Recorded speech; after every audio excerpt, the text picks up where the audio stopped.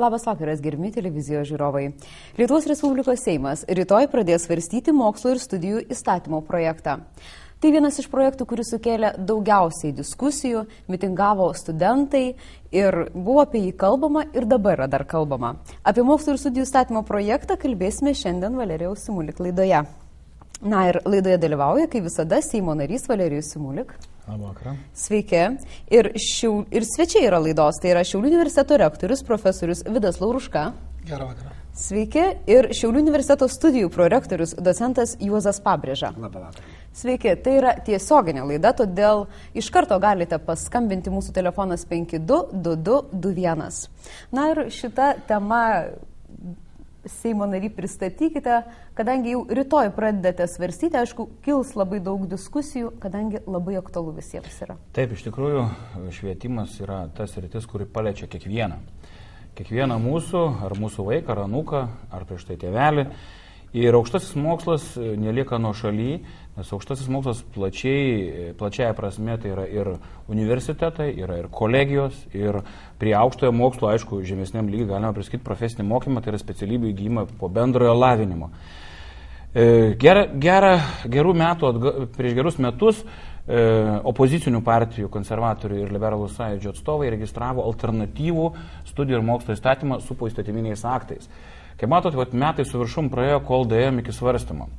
Virš 300 pasiūlymų, kaip gerbiama Manijora sakė, mitingai, pasisakymai, įvairiausių sluoksnių žmonių, pradedant nuo studentijos ir baigiant rektorių konferenciją. Kiekvienas sluoksnis, kiekvienas žmogus turi savo poziciją vienokią ar kitokią. Šiandien pabandysim pašnekėti. Iš tikrųjų, kas yra šiandien, ką siūloma naujai, kodėl, kokios tai bus pasiekmės, nes valstybėje vyksta nuolatinės reformas. Jeigu bendrojo lavinimo mokyklose vyksta apie 20 metų reforma, žmonės pavargo, tai aukštajam mokslui iš tikrųjų tokių agresyvių reformų, kokia yra planuojama, nebuvo. Manau, kad universitetai pagal konstituciją ir pagal visą logiką turi savo autonomiją ir jie privalo būti autonomiški kaip visam pasaulyje, turi savo veidą, turi savo tradicijas, turi potencialą, kurį reikia išnaudoti kiekvienam miestui. Ir Šiauliai yra vienas iš tų miestų, kur turi savo universitetą. Tai mums, aišku, labai pasisekė. Ir dėkoju universiteto atstovams, rektoriui ir prorektoriui, kad atėjo pasišnekėti, pasidalinti įspūdžiais. Pradėsim, ko gero, nuo skaudžiausios tematikos, kuri buvo labai aštriai diskutuojama, kad universitetai labai bijo, gal ne tai, kad universitetai, gal rektoriai, tai valdymo pakeitimas. Iš tikrųjų, šiandieninė situacija, rektorius valdo universitetą, jį po konkurso skiria senatas, patariamoji konsultacinė atrankos institucija yra taryba. Dabar pasikeis. Taigi, rektoriau, kas keisis ir kokie čia dabar stebuklai įvyks, kas bus geriau ir kur tos baimės arba paslėpti vandenis jūsų kaip profesionalo, o paskui aš jau kaip politikas pasakysiu, kaip man atrodo. Tai, aišku, labai įdomi tema, kurį šiandien jūs pakvietėt mus čia padiskutuoti, bet manau, kad galbūt labiausiai akcentuojama šiandien, galbūt ne tiek valdymas, čia jau išvestinis reiškinys. Šiandien kalbam daugiausiai apie kokybę, nes dėl ko ta reforma? Dėl to, kad yra buktai bloga studijų kokybė. Na, dabar grįžtam prie valdymo, mes žinome, kad šiandieną yra siūlomas naujajam įstatymė visai truputį kitoks modelis, iš esmės visiškai kitoks, kadangi aukščiausias valdymo organas tampa taryba. Taip. Na ir taryba priima strateginius uždavinius, tvirtina rektoriaus ataskaitą, renka rektorių ir kontroliuoja. Tačiau vykdomasis organas šiuo atveju tampa rektorius, kuris atsako už viską, už finansus, už visą veiklą. Na, o taryba tarytum prižiūri ir, tarkime, gali formuoti rektoriui galbūt kai kada nerealius uždavinius, o kaltas šiuo atveju vis dėlto rektorius. Tai dabar gerai ar blogai tas projektas? Na, matot, pirmiausia, čia mes išvelgiam keletą tokių dalykų, kurie mūsų nuomonė, galbūt, sakykime, mano nuomonė ir ne tik mano, ir kitų kolegų nuomonė, kas yra pavojinga. Pirmiausia, tarybos sudarimas arba jos formavimas. Tarkime, kaip pavyzdys įmamas Jungtinės Amerikos valstijos, Skandinavijos šalis ir visa kita, tenais tarybos nariai paprastai yra tie žmonės, kurie įneša savo pinigus. Kurie remia universitetą. Taip, remia universitetą, įneša savo pinigų dalį ir jie yra labai suinteresuoti to universiteto sėkme, jo galimybių ir visa kita. Na, mūsųse šiuo atveju galbūt šito nebus. Aš taip manau, kad tokių žmonių daug dievė, kad juos rastų, kurie įneštų savo pinigus. Nu, dar nebuvo. Dar tokio neteko girdėti. Antras dalykas, kas yra mūsų požiūriu galbūt ir pavojinga, tai yra tai, kad čia lyg tai yra pasikėsinimas į universiteto autonomiją.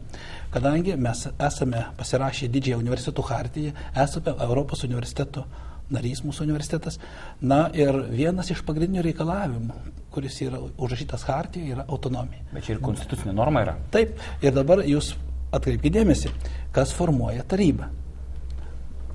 Nu, šiek tiek dabar pats formavimas jau galutiniam variante, kurį pateikė komitetas, yra truputį kitaip negu buvo pradinis, nes pradinio variante buvo taip. Pusė tarybos narių skiria ministras. Daugiau kaip pusė. Nu, kaip pusė. Vienas daugiau. 11-6 ministras. Taip, ministras skiria. Politinės personos. Na ir kas svarbiausia, dabar, aš galbūt ir būdamas pačios geriausios nuomonės apie ministrą, aš manau, kad jis ne visiškai, tarkime, žino Šiaulių situaciją. Ir to žmonės, kurie galėtų įeiti į tarybą, aišku, jis remsis ko? Jis remsis savo politinio pasitikėjimo žmonėmis, savo partiją.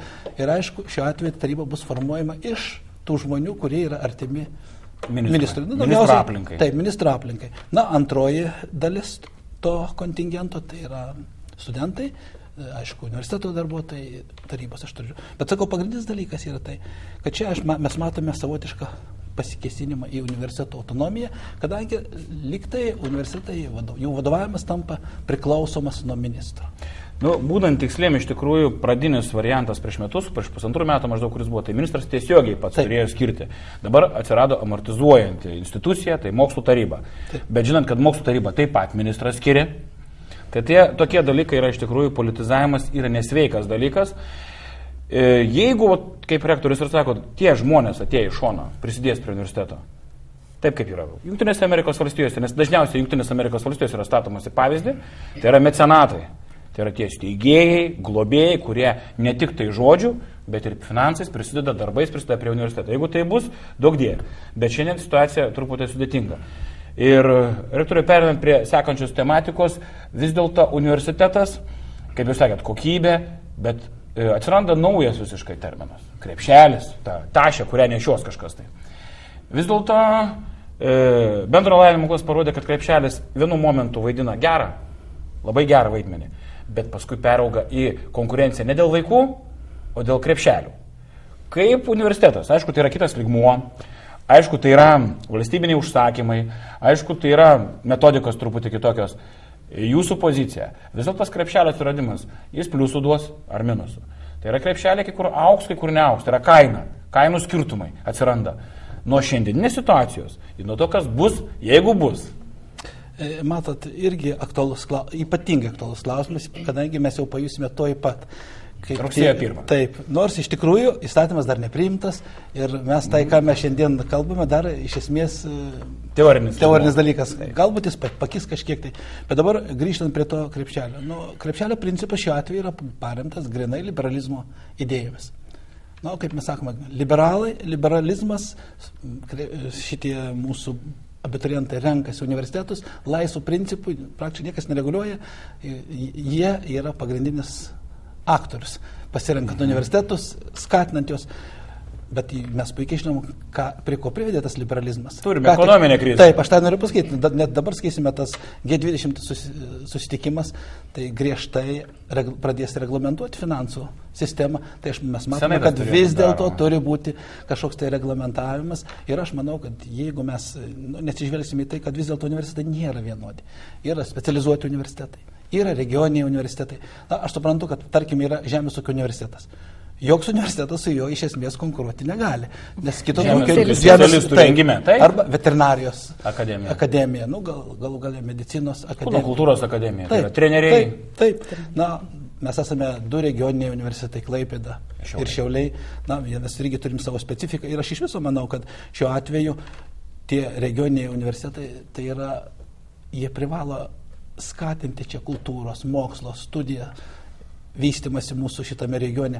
Ir mes nenorime, tikriausiai nei vienas iš čia esant susirinkusių, kad mes nekalbėtum, kad yra Vilnius ir visa kita likusi Lietuva, kad visur būtų tolygus vystymasis. O tas tolygus vystymasis, jeigu mes neturėsime čia to kultūros, studijų, mokslo centro, tai bus turbūt nelabai gerai. Kuo pradžioje ir pasidžiaugiau, kad Šiauliai turi universitetą. Kiti miestai lygiai vertus daugumų už mums, mūsų kaimynai, Panevėžys neturi. Tai iš tikrųjų džiugu. Ir projektorių, o kaina? Kaip matom, kaina keisis. Taip, dabar apie kainas kalbant, tai vyriausybė yra nustačiusi norminės studijų kainas. Ir tos kainos labai skiriasi pagal studijų kryptis ir sritis. Ir žinom, kad pigiausiai pagal tas nustatytas kainas kainuos socialiniai humanitariniai mokslai 4 000, apie 4 000 per metus. Tai čia minimalus. Taip, o kokie nors technologijos biomedicinos apie 8 000 ir brangiausi menų mokslai apie 16 000. Taigi ta amplitudė labai didžiulė yra. Tai krepšelio šiuo atveju principas iš esmės yra geras galbūt dėl to, kad pirmą kartą universitetai gaus už krepšelius, už valstybės vietas tikrus pinigus. Ko nebuvo iki šiol, nes mes gaudom 47% maždaug studijų kainos. Finansavimą. Tai čia yra gerai. Bet yra ir blogų dalykų, ką aš išvelgiu. Sumažės valstybinių vietų universitetams. Ir sakykime, tie studentai, kurie negalės įkirsti tas kainas, kurias dabar matote, kai kurios labai didelės yra, tai iš viso kaip jie galės studijuoti. Pagaliau dar vieną blogybę matau tikrai. Jeigu kaip numato dabartinis įstatymas, kad rotacija tų valstybinių vietų bus tik po 2 metų, tai yra labai blogai. Ką galim kalbėti apie studijų kokybę, jeigu pervertinsim tuos krepšelius ir jų nusipelnimą po 2 metų. Na, kaip jūs siūlote? Turi būti po kiekvieno semestro, ar bent jau po metų. Tai be jokios abejonės, kad tie krepšeliai, aš tikrai matau įves daug tokios kovos ir manau yra natūralu, bet ta kova turi būti garbinga. Šiandien nėra garbingos kovos. Ir nėra garbingos kovos dėl to, kad mes jaučiame labai didžiulį spaudimą iš įvairių sostinės varpinių. Ir liūdniausia, kad kai kurie neigiamai eskaluojami dalykai yra visiškai nepagristi. Ir mes turime įdėti ypatingai daug pastangų, kol juos atmušame. Tarkim, ir paskutiniai tie eskaluojami dalykai dėl lygtinai akredituotų studijų programų arba atsakingo pareigūno studijų kokybės vertinimo centrų direktoriaus Stumbrio paskelbimas, kad Šiaulių universitetas negalės šiemet priimti į anglų filologijos studijų programą, tokia neteisybė. Tai tie dalykai tikrai žeidžia mūsų universitetą ir, reikia kovoti su jais. Taip, prorektoriau, paaiškinkite tada, kur gali priimti ir kur nepriima jau seniai universitetas. Šiuo atveju su direktoriu Stumbriu išėjo labai toks tikrai keistas dalykas. Jis pasakė, kad Šiaulių universitetas negalės šiemet priimti anglų filologijos ir anglų ir rusų kalbų bakalauro studijų programas. Tačiau nepaminėjo, kad direktorius kalba apie seniai nebesančias tų pačių pavadinimų programas su pedagogo mokytojo kvalifikacija. Edukologijos fakultete, ne? Kurių universitetas nebeturėjo. Mes tas programas pertvarkėme į akademinės programas ir jos praėjusiais metais gavo puikius įvertinimus. Anglų filologija aukščiausią vertinimą, be sąlygų, anglų ir rusų kalbos lygtinai. Taigi šiemet mes turėsim priėmimą į tas programas, tuo labiau, kad anglų filologija yra viena populiariausių studijų programų Šiaulių universitete. Taip. Na ir dar norėjau paklausti, o universitetams, kiek bus skiriama valstybinių tų vietų? Ir tai kas tai reguliuos? Tai yra labai svarbu, ką numato šitame įstatymo projekte, kiek, pavyzdžiui, Šiaulių universitetas gali gauti šitų mokinio krepšelių, koks ten skaičius, studentų tai yra krepšelio, koks, taip, iš kur kiek jūs žinosite, ką nors? Tai yra labai svarbu. Jau šypsomis su rektoriumi, niekas šiandien negali pasakyti, koks universitetas gaus. Mes tikimės, kad mes gausim neblogai. Ir tą, ką sako, kad čia tikrai mes nukentėsim kaip regioniniai universitetai, tuo pačiu ir Šiaulių universitetas, aš manau, kad tikrai taip nebus.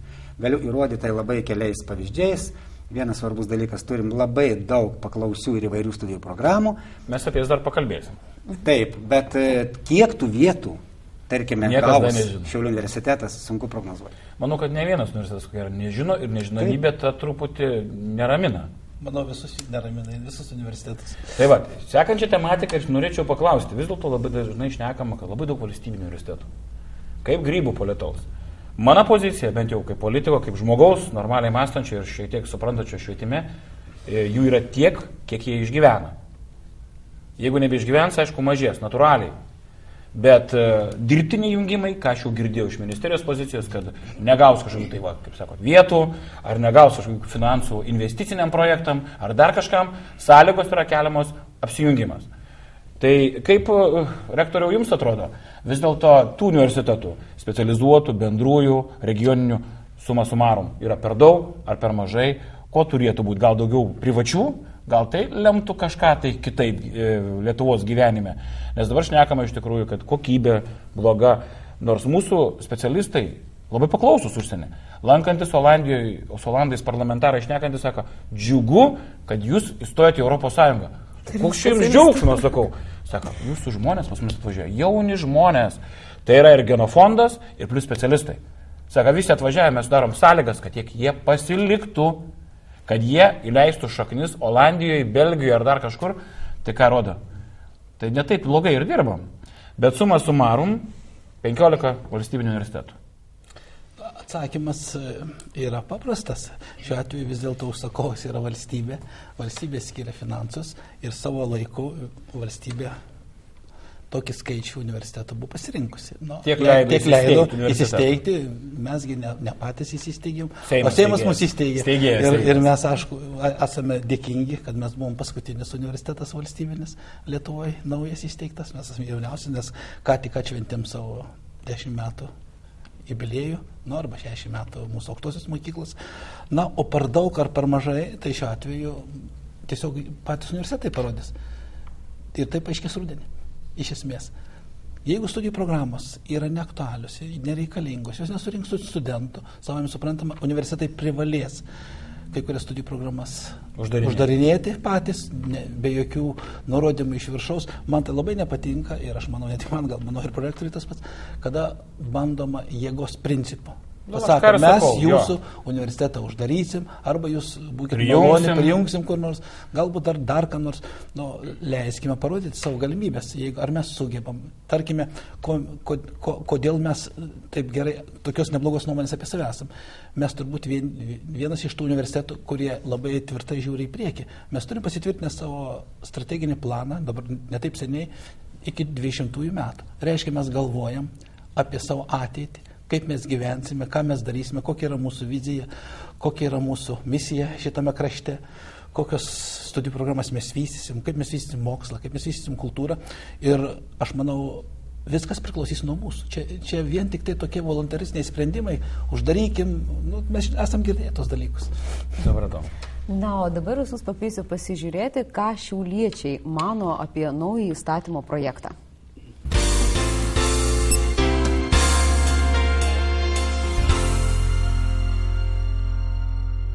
Dažnai keičiasi ta politika ir sunku ką nors ir pasakyti tuo klausimu.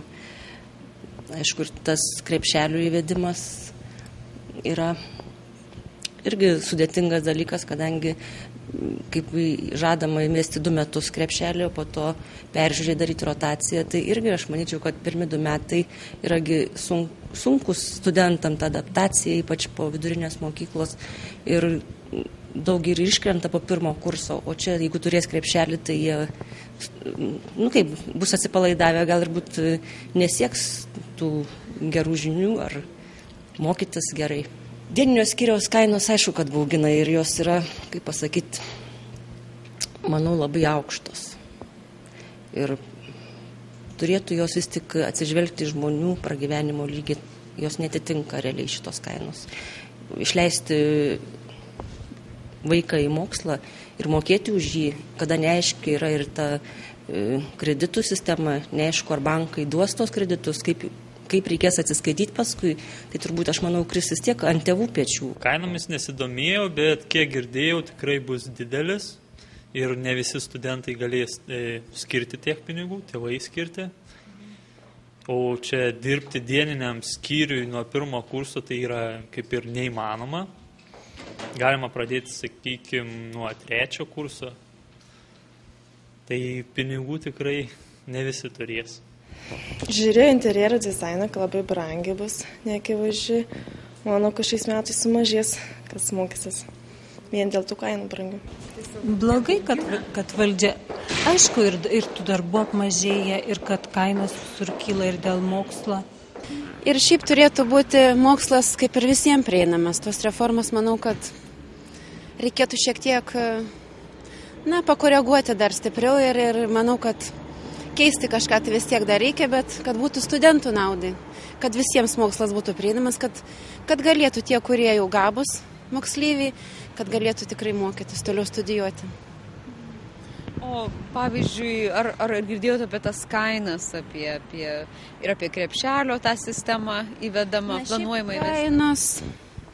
Žinoma, kad jos per didelis ir nemanau, kad bus labai lengva gauti kreditą pasimti mokslams. Manau, čia tik nenaudai studentą. Tos visos reformas. Ir manau, studentam tai ne pats geriausias variantas bus. Nes ir tėveliam per piniginės, ir studentas prisijėmęs tų tokių paskolų, nemanyčiau, kad jam bus lengva atiduoti. Gal pasitaisys laikai, reikia tikėtis, bet šiaip tai šiuo momentu tikrai sunkus dalykas, juk ne visi turtingi tie studentai yra, kas gali sau leisti. Sakykime, gal tėveliai labai jau ten, bet šiaip yra tai. Ir tai labai blogai tiem būtent studentam, kurie neturi tokių turtingų tėvelių. Nes paimti iš banko paskolą, kad ir duos ją lengvai, o grąžinti į tai vis tiek reikės. Ir paskui dar su darbais. Šiaip sunku, sakyčiau. Iš tikrųjų blogai tai yra, nes vis tiek yra ne vien tik ant mokslo reikia pinigų, ir ant vis tiek kažkur gyventi, jeigu tėvai... Nes yra tokių tėvų, kurie tiesiog griežti, tiesiog nori, kad 18 sueina išėti iš namų vaikai ir jiem reikia ir už butą susimokėti, ir už maistą, kelionės, kur nors grįžti namo, jeigu ne iš Šiaulių ar kito miesto. O brangs, tai man atrodo, ne antra tie kažkur, tai kai kurios specialybės, nes ten ypač apie gydytojus kažkaip užstrigo, kad ten 100 000 turės turėti pinigėlių ir kada atiduos jie paskolas, tai neaišku, turbūt išėję į pensiją tik tai.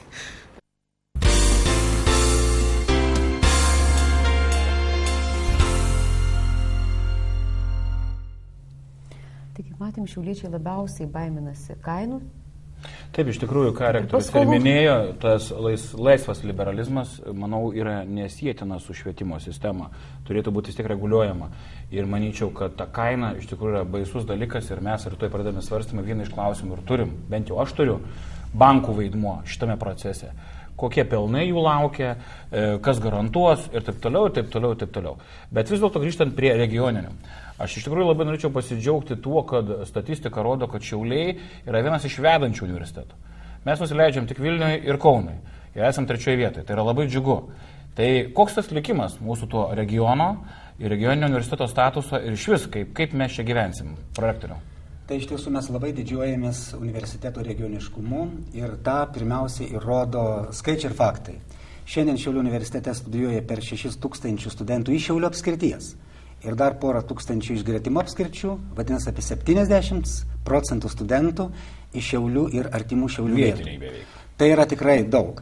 Pagaliau mes lengvai atremiam ir tą galbūt neigiamą nuomonę, kad Šiaulių regioninį universitetą renkasi tik po didžiųjų Vilniaus Kauno universiteto abiturientai. Taip nėra. Yra vėlgi, sakykime, faktai ir vienas pats paskutinių metų, 8 metų priėmimo faktas.